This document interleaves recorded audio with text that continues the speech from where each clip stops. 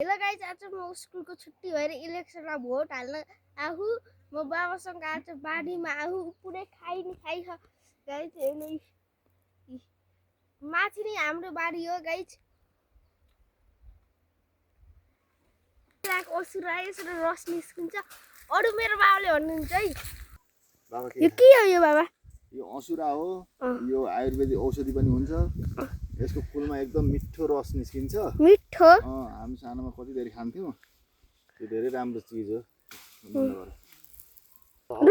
असुरा ल खाऊ, खाएर हेर, यो एकदम मिठो हुन्छ है। यो ट्राई गर त ल एकदम मिठो रस निस्किन्छ यसबाट है।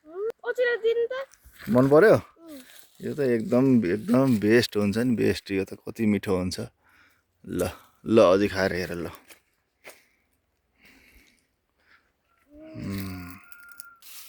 मेरो बुवाले यसरी घाँस काट्दै हुनुहुन्छ।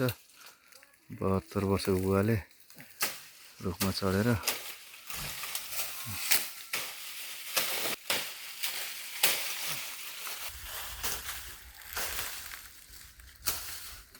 यो मेरो घरदेखि देखिने पारिपट्टिको जङ्गल हो। यो सेतो फुलेको चाहिँ म्याल हो। ल कति राम्रो फुलिरहेछ। यो पाकेपछि खान पनि असाध्यै मिठो हुन्छ। यो पनि यो मेरो जन्मघर चुनावको सिलसिलामा अहिले घर आएको बेलामा यसो भिडियो बनाउँदैछु। आफ्नै बारीको लोकल केरा मलाई एकदमै मनपर्ने। यो हाम्रो यता यसलाई झब्री केरा भनिन्छ। साह्रै मिठो हुन्छ यो।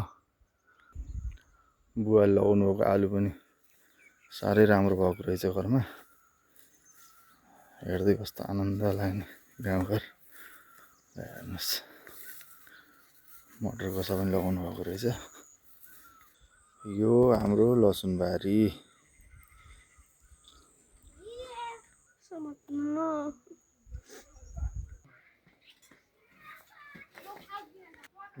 कति क्युटी छ पाहाड। 6 महिना पहिला जन्मिएको पाहाड हो। यसको आमा यता छ। हेलो, एकदम रिसालु पाराको भैँसी।